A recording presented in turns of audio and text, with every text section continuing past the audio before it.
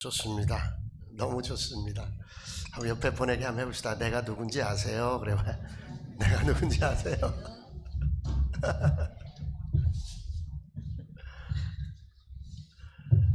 내가 누군지 아는 자기 이해 굉장히 중요합니다.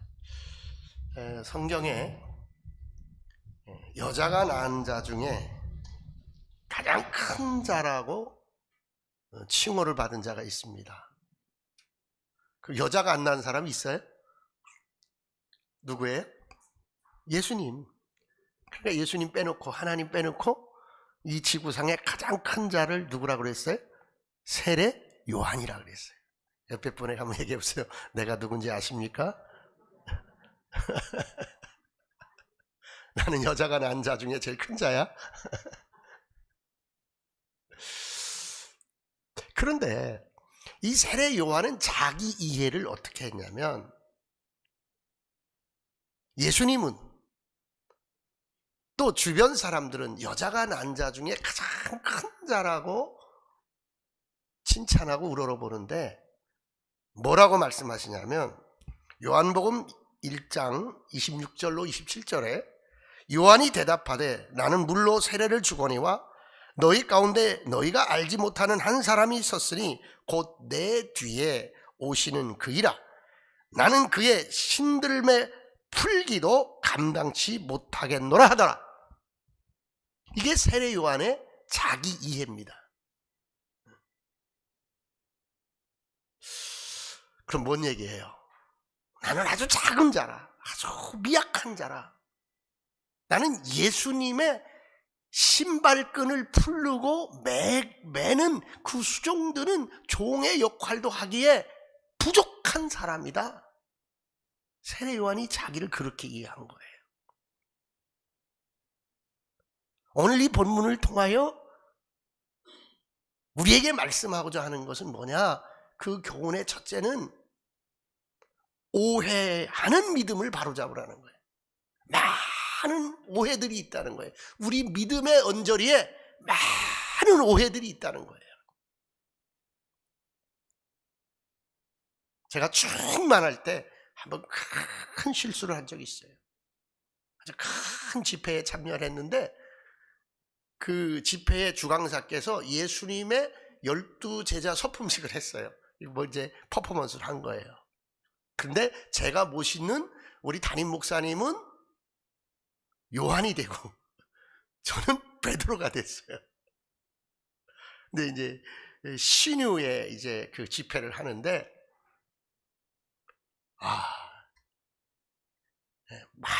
많은 병자들이 와 있어요. 많은 병자들이 와 있는데 이제 그분이 뭐라고 말하냐면요, 아주 세계적인 신유사역자인데 지금부터 여러분이 나가서 12제자 여러분이 나가서 기도할 때 병 고치는 역사가 나타날 거라는 거예요. 병 고치는 은사가 나타날 거라는 거예요. 그럼 나는 누구라고요? 나는 누구라고요? 베드로예요. 근데 그 중에 완전히 이제 침대에 누워서 온 한 아이가 있었어요. 한 서너 살 된 아이가 있었는데 머리가 하나도 없어요. 그러니까 보니까 뇌졸중 같은 그런 증상으로 침만 흘리고 아무 기동을 못하는 아이예요. 제가 괴를 붙잡은 거예요. 내가 누구라고요? 내가 누구 베드로. 그러니까 막 사람들이 한 20명이 막 둘러쓴 거예요. 근데 내가 이제 거기서 망한 거예요. 어떻게 망했냐면 제가 머리를 잡고 기도하는데 막 머리에서 막 있죠, 우지끈 막 소리가 나는 거예요. 주님이 역사하는 막 그 현상이 나타나는 거예요. 근데 저쪽에서 그때 음악을 빵 하고 막 치는 거예요. 막 이제 그 찬양을 막 하는 거예요. 근데 막 그게 막 너무 거슬리는 거예요. 기도하는데 음악 끄라고. 근데 음악을 안 끄는 거예요. 가서 그래, 베드로가 음악 끄라 그랬다고. 제가 무슨 베드로야, 베드로는. 그러니까 거기 제가 망한 거예요. 둘러서 있던 사람들이 미친놈 다 있네, 지가 무슨 베드로야. 그리고 다 흩어지고 제 이 신유사역, 치유사역은 폭삭 망해버린 거예요. 그때부터 제가 느낀 게 있어요. 교만하면 하나님이 안 쓴다. 한번 따라줘. 교만하면 하나님이 안 쓴다. 버려요. 그래도 얼마나 큰 경험을 했는지 몰라요. 여러분이 은혜 받고요, 막 충만할 때 조심해야 돼. 은혜 받고 충만할 때 조심해야 돼. 내가 하나님 의식이 들어가 버려요. 어떤 사람이 하나님 까불면 죽어. 이거 정말 사탄이에요. 제가 그거 알아요. 그걸 영적으로 그게 왜 그런 말을 하는지를 깊이 들어가서 내가 다 분석을 할 줄 알아요. 나 하나님 없어도 된다는 거예요. 하나님이 나만큼 한 거 있어? 그런 얘기예요. 내 창고에 금은보화가 수두룩해. 내가 한번 모이라 그러면 수백만 명이 모여. 왕이 나한테 와서 굽실거리고 모든 신료들이 나한테 자문하러 오고. 하나님 당신 필요 없어. 하나님도 나한테 까불면 죽어. 야, 이건 정말 사탄이에요, 여러분.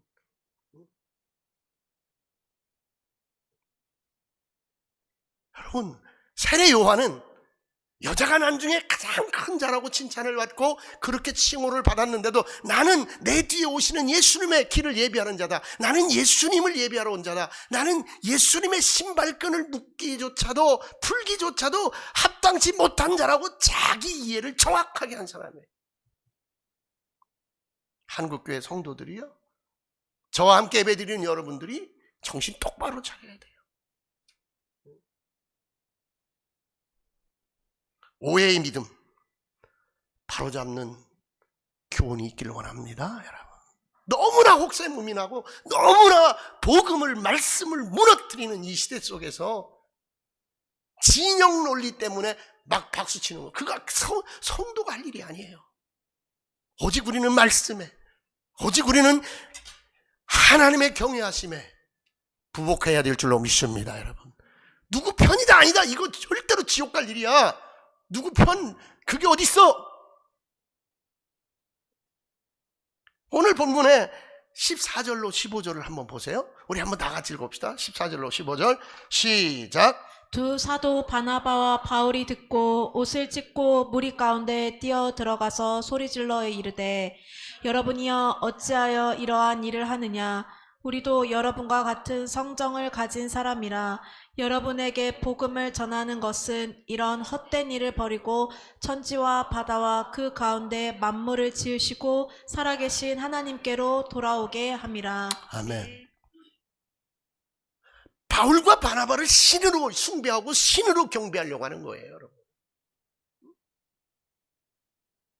이 시대에 신이 되고자 하는 자, 하나님이 되고자 하는 자, 이만희 같은 자, 박태선 같은 자, 이단의 교수들이 얼마나 믿음의 오해를 갖고 있는지 몰라요. 얼마나 많은 사람들은 그냥 지옥으로 보내는지 몰라요, 여러분.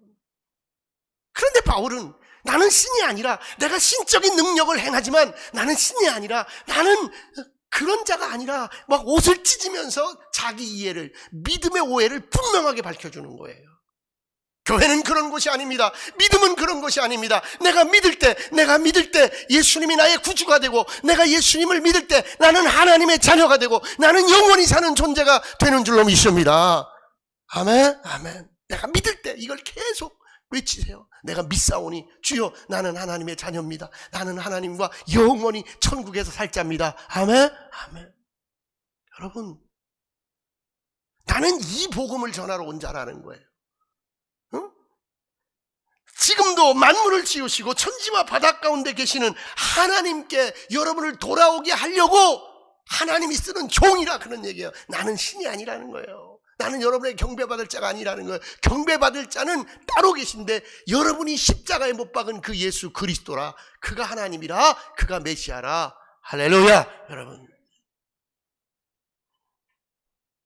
큰일 났어요. 이 믿음의 오해를 완전히 여러분 감정으로 다 이상하게 막 비벼놔가지고 믿음과 감정과 진영이 뭔지를 지금 아무도 판단 못하게 해놨어. 막.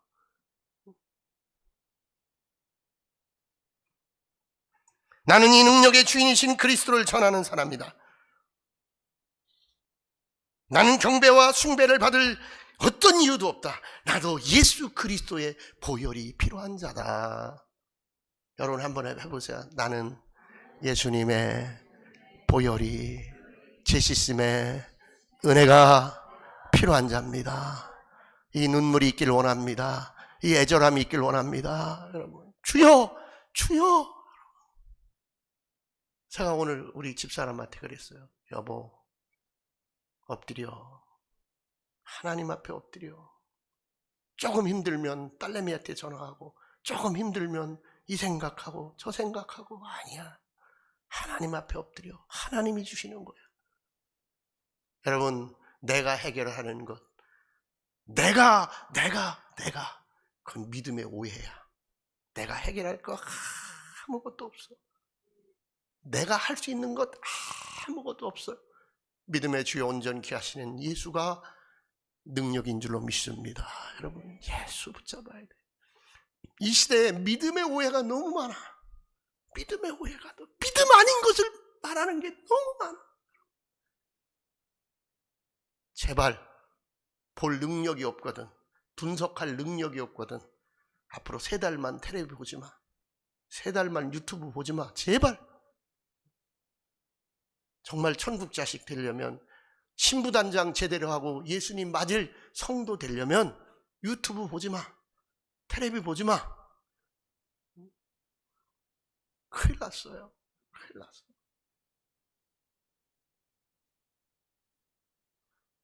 여러분, 이 시대에 거짓 선지자들이 많습니다.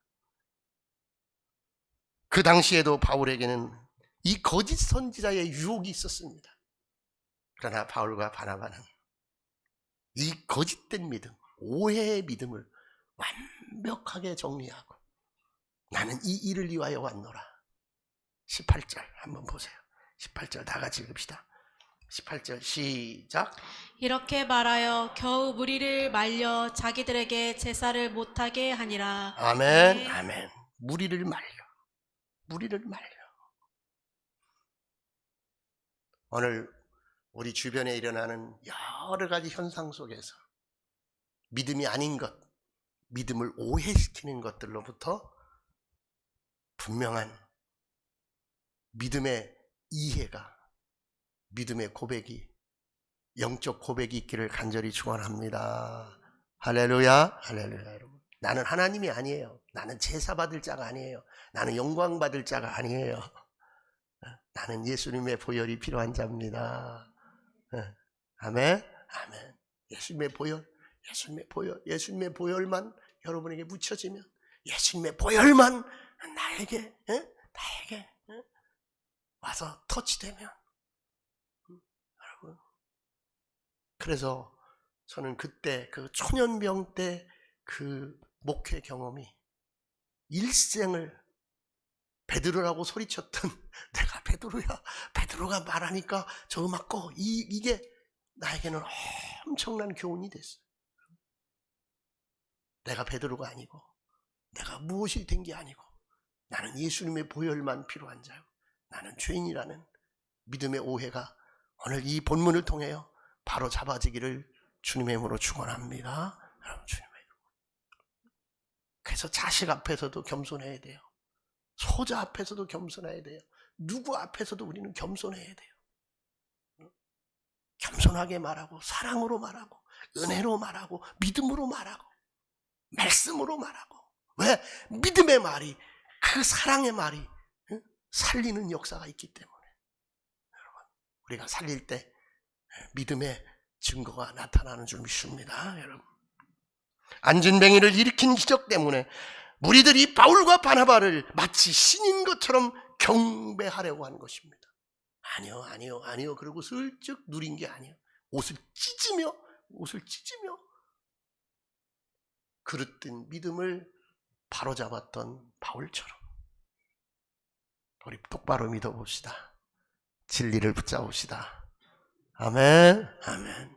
똑바로 믿어야 돼. 진리를 붙잡아야 돼. 그 예수 그리스도가, 당신이 붙잡은 그 예수 그리스도가 여러분에게 능력이 될 줄로 믿습니다. 안진뱅이를 일으키는 능력이 될 줄로 믿습니다. 여러분, 오늘 본문을 통한 두 번째 교훈은 지난 세월의 주인도 하나님이셨다, 그거예요. 지난 세월. 그럼 많은 교회 신학자들은 내가 구원받기 전에도 하나님은 나를 여전히 섭리하고 계셨다라고 말해요. 이 조직신학적 구원론이에요. 내가 불신자일 때라도, 내가 자연인일 때라도 하나님은 나를 걸음 이 믿음의 자리로, 이 구원의 자리로 역사하고 계셨다. 그래서 뭐예요? 지난 세월, 어떤 세월이든 감사하며 하나님이 나를 이끌었다는 것을 믿음으로 고백할 수 있는 우리 믿음의 사람들 되길 원합니다, 여러분. 그래서 그게 뭐냐면 지난 세월의 주인도 하나님이셨다. 이제 이 이스라엘 사람들에게, 이방인들에게, 여기 모인 사람들에게 가르쳐 주는 거예요. 응? 자, 16절, 17절 한번 읽어봅시다. 16절, 17절 시작. 하나님이 지나간 세대에는 모든 민족으로 자기들의 길들을 가게 방임하셨으나 그러나 자기를 증언하지 아니하신 것이 아니니 곧 여러분에게 하늘로부터 비를 내리시며 결시기를 주시는 선한 일을 하사 음식과 기쁨으로 여러분의 마음에 만족하게 하셨느니라 하고. 아멘. 아멘. 일반 은총을 얘기하는 거예요, 여러분. 목사님, 그러면 그 이순신 장군 어떻게 됐을까요? 세종대왕 어떻게 됐을까요? 우리 김구 선생 어떻게 됐을까요? 선한 사람들. 근데 복음이 이 나라에 오기 전에 삼국시대 때 이런 얘기예요. 여러분 이거는 그냥 참고로 알기만 하세요. 성경은 뭐라고 얘기하느냐? 톨스토이는 이런 이야기를 했어요. 하나님 나라를 보려거든 저 러시아의 농부들 속으로 가라. 그 농부들 속으로 가면 하나님 나라를 볼 거라는 거예요. 에밀 브룬너는 뭐라고 말했어요? 칼 마르트는 예수 그리스도의 보혈, 예수 그리스도의 십자가 아니면 구원받을 자가 하나도 없다고 그랬는데 브룬너는 뭐라고 그랬냐면 하나님이 창조한 그 창조의 세계 속에서, 자연 속에서 하나님을 발견할 수 있다고 그러는 거예요. 그래서 이런 찬송가가 생겨요. 주 하나님 지으신 모든 세계 내 마음속에 그려볼 때, 여러분 하나님이 지으신 이 만물, 그 창조의 세계를 내가 기쁨으로 받아들이고 기쁨으로 누리는 곳에 하나님의 은총이 있었다, 하나님의 은혜가 있었다 그래요. 신라시대 때, 백제시대 때 선하게 선한 양심으로 산 사람들, 그건 구원이 하나님의 관점으로 하나님의 주권으로 이루어진다 그 얘기예요, 여러분. 우리가 그 시대를 말할 수 없다는 거예요. 그러나 그 시간도 자기 소견대로 산 자들, 너무나 다행스러운 건요, 내 소견대로 산 게 아니고 하나님의 은혜대로 착하게 살았고, 이해하며 살았고, 나누며 살았고, 존경하며 살았고, 살피며 살았고, 베풀며 살았고. 여러분 만석지기, 경주 최부자, 백리 안에 굶어 죽는 사람이 없게 하라. 그 부잣집의 교훈이에요, 가훈이에요. 얼마나 귀해요.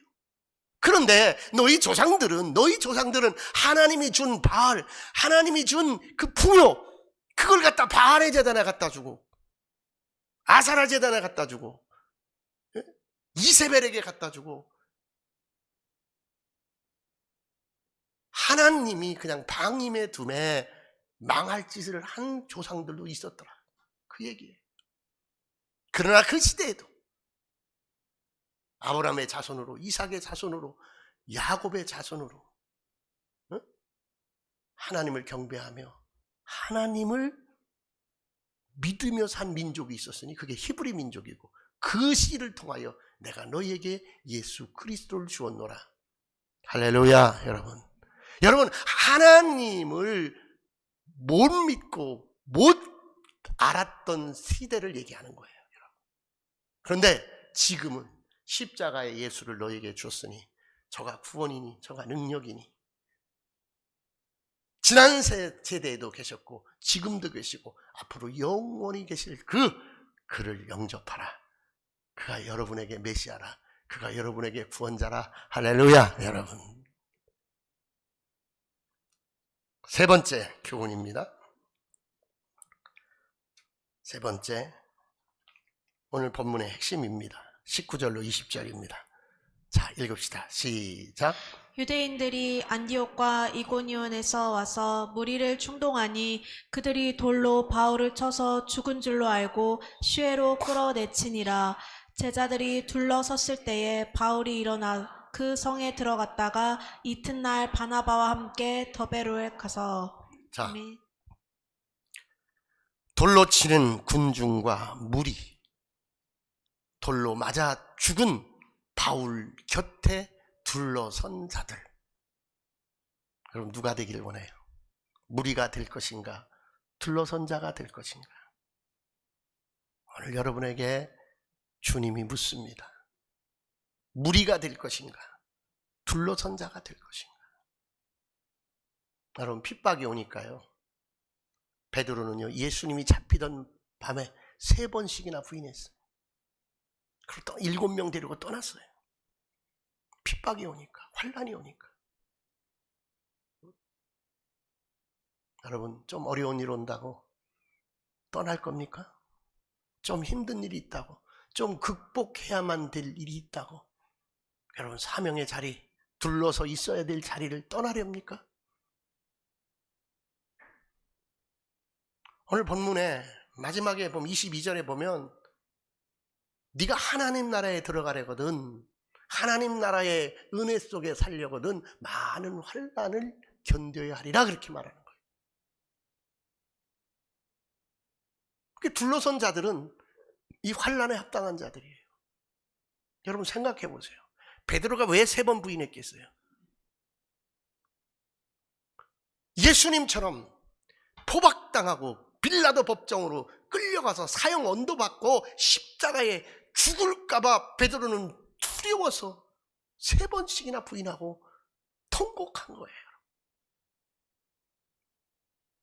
여러분, 예수님이 예루살렘에 입성할 때에, 6월절에 예루살렘에 입성할 때 호산나 호산나 막 다윗의 왕이여 막 예수님에게 호산나를 외치며 그 군중들이, 그 무리들이 예수님을 영접했어요. 예수님에게 최고의 예배를 드렸어요. 근데 그 무리들이 어떻게 변했어요? 그때 그 무리들이 예수님 못 박았네, 녹슨 세계의 그 못으로.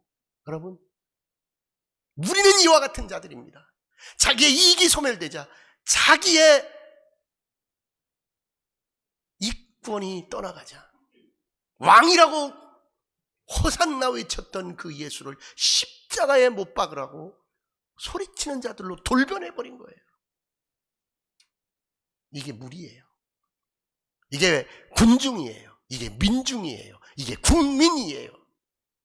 국민이 선하다고 여러분 생각하지 마세요. 민중이 해방신학, 저 라틴의 해방신학, 그게 선하다고 생각하지 마세요. 무리와 군중과 국민은 늘 이렇게 변해요. 뭐 앞에서? 자기 이익 앞에서, 자기 이권 앞에서 변하는 자들이에요. 정치하는 사람들이 상투적으로 하는 말이 국민이 원하는 대로, 국민이 바라보고 시류를 여러분 따르면 안 돼요. 무리가 돼서는 안 돼요. 군중이 돼서는 안 돼요. 민중이 돼서는 안 돼요. 국민이 돼서는 안 돼요. 믿음의 사람 되기를 원합니다. 둘러선 자 되기를 주의 이름으로 축원합니다. 이 둘러선 자들은 바울을 돌로 쳐서 죽여버린 그 무리들이 자기들도 돌로 칠 수 있어요. 저 바울을 따르는 무리들이 저기 둘러서 있네? 그냥 돌로 쳐서 다 죽일 수도 있어요. 그런데 그들은 바울이 전한 복음이 가슴에 있었기에, 바울이 전한 복음이 그 가슴에 있었기에, 여러분 속에 예수 그리스도가 있고, 여러분 속에 예수 그리스도의 복음이 있고, 여러분 속에 예수 그리스도가 낳은 교회가 있고, 여러분의 사명이 있다면 둘러선 자의 삶을 살기를, 둘러선 자의 신앙의 삶을 살기를 주님의 이름으로 축원합니다. 여러분, 둘러선 자가 멋진 자요, 둘러선 자가 하나님 앞에 멸류관 받을 자요. 여러분,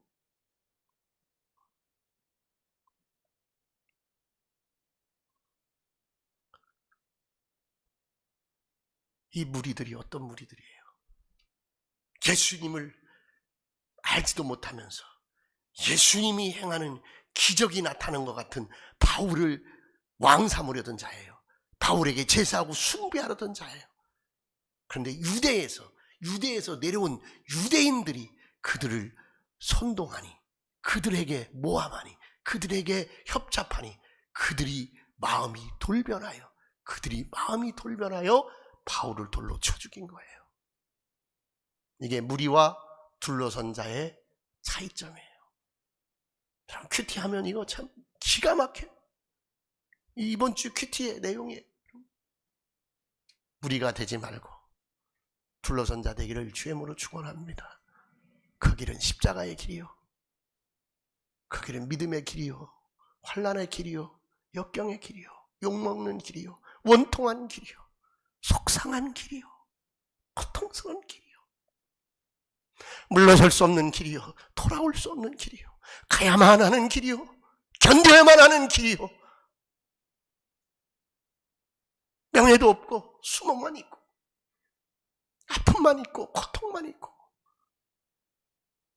인정도 없고 상도 주지 않고 끝도 없이 비워내야 되는 길이지만, 그 길은 무리가 가는 길이 아니고 민중이 가는 길이 아니고 국민이 가는 길이 아니고 바울이 죽은 그 현장에 둘러서서 바울을 바라보며 오 주여 이 바울을 살려주소서 기도한 사람들인 줄 믿습니다.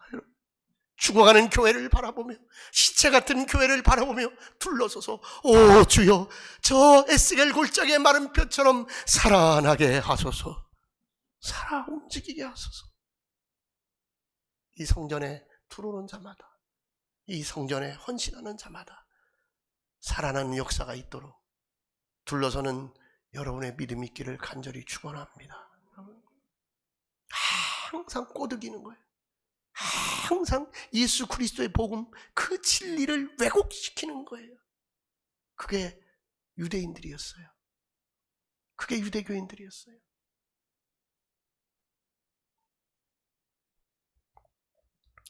국민이 위대합니다.